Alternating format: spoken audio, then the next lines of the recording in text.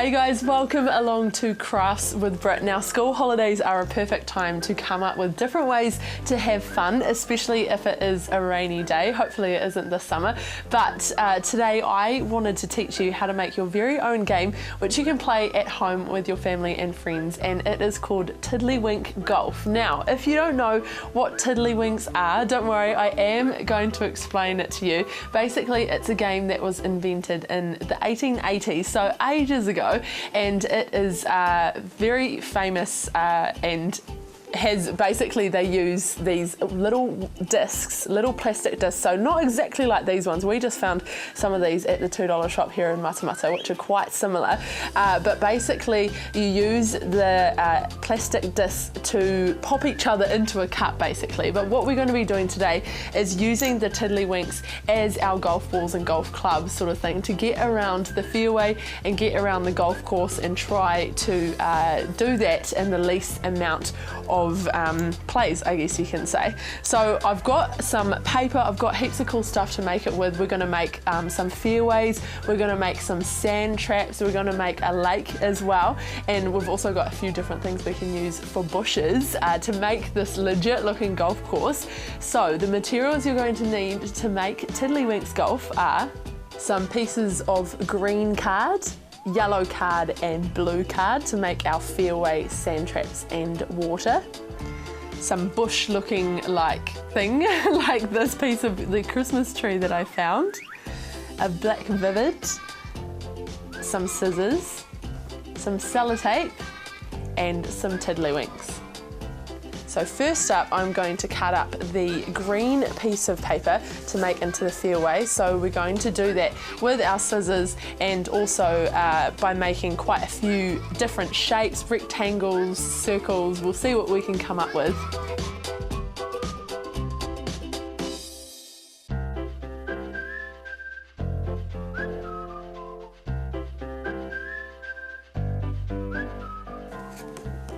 Cool, so I've just finished cutting up my greenway, so all the bits of the grass, and I will put them together very soon. But first up, I am going to cut my lake and little kind of, I think I'm going to make a little creek that's going to run alongside the fairway, and also some sand pits as well that our ball might land in. So I've decided how I want my golf course to look like. So what I'm going to do now is just sellotape all these bits together. So what I'm going to do is sellotape it as if it's going to be flipped over, because obviously we don't want the sellotape to be on the top.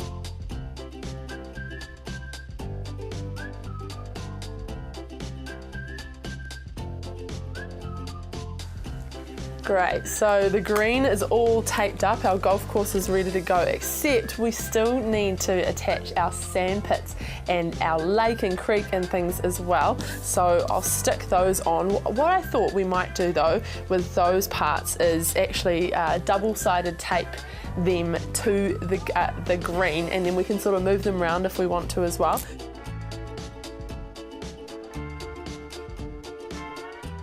And we can't forget our little piece of the Christmas tree, which is going to act as one of the bushes. So I might put that over by the lake, and maybe we'll see if our golf ball gets stuck in that. But now that we've stuck everything down, we need to make a tee, so that's the starting point of where our Tiddlywink Golf will begin, and then also our hole where we're aiming to get the Tiddlywink into. Cool, so I'm going to draw a little dot for my tee over here, and then I'm going to grab a Tiddlywink and draw around it for our hole. And now I'll colour it in, just so that we can see that that is definitely the hole that our Tiddlywink is aiming for. And I think it would be such a miracle if we got a hole-in-one playing Tiddlywink Golf, but we'll have to see when we play it now.